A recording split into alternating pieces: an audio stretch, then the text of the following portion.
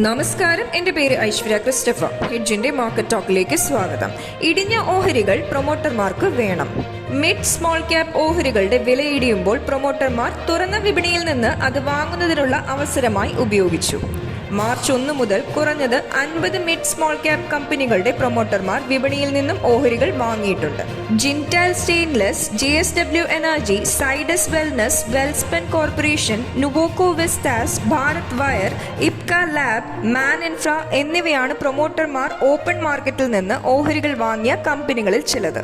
ഈ ഓഹരികൾ മാർച്ചിലെ ഉയർന്ന വിലയിൽ നിന്നും 26% വരെ ഇടിഞ്ഞിരുന്നു.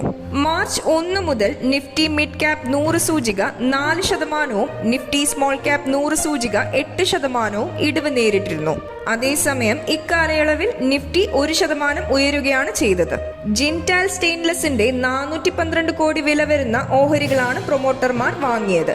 മാർച്ച് 6-നും 13-നും ഇടയിൽ ജിൻഡാൽ സ്റ്റെയിൻലെസിന്റെ ഓഹരി വില 15% ഇടിഞ്ഞിരുന്നു. മാർച്ചിലെ ഉയർന്ന വിലയിൽ നിന്നും 14% ഇടിവ് നേരിട്ട JSW എനർജിയുടെ 239 കോടി വില വരുന്ന ഓഹരികളാണ് പ്രൊമോട്ടർമാർ വാങ്ങിയത്.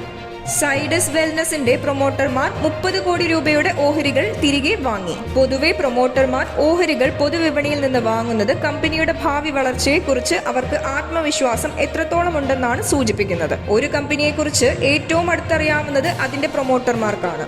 ഓഹരികൾ ചിലവ് കുറഞ്ഞ നിലയിലാണെന്ന് പ്രൊമോട്ടർമാർക്ക് ബോധ്യമുള്ളതുകൊണ്ടാണ് അവ തിരികെ വാങ്ങുന്നത്. അതുകൊണ്ട് തന്നെ ദീർഘകാല അടിസ്ഥാനത്തിൽ കമ്പനി മികച്ച പ്രകടനം കാഴ്ചവെക്കുമെന്ന സൂചനയാണ് പ്രൊമോട്ടർമാർ ഓഹരികൾ വാങ്ങാനുള്ള നീക്കം നൽകുന്നത്. നിഫ്റ്റി 21,850 താഴെ. ഇന്നലെ നേട്ടം രേഖപ്പെടുത്തിയ വിപണി ഇന്ന് വിൽപ്പനാ സമ്മർദ്ദത്തിന് വിധേയമായി. നിഫ്റ്റി 21,850 താഴെയായാണ് ഇന്ന് ക്ലോസ് ചെയ്തത്. സെൻസെക്സ് 736 പോയിന്റ് ഇടിഞ്ഞ് 72,102-ലും നിഫ്റ്റി 238 പോയിന്റ് നഷ്ടത്തോടെ 21,817-ലുമാണ് ക്ലോസ് ചെയ്തത്. TCS, BPCL, Cipla, Britannia, IndusInd Bank എന്നിവയാണ് കൂടുതൽ നഷ്ടം നേരിട്ട നിഫ്റ്റി ഓഹരികൾ. Bajaj Auto, Bajaj Finance, Eicher Motors, Kotak Mahindra Bank, HDFC Bank എന്നിവയാണ് നേട്ടം രേഖപ്പെടുത്തിയ നിഫ്റ്റി ഓഹരികൾ.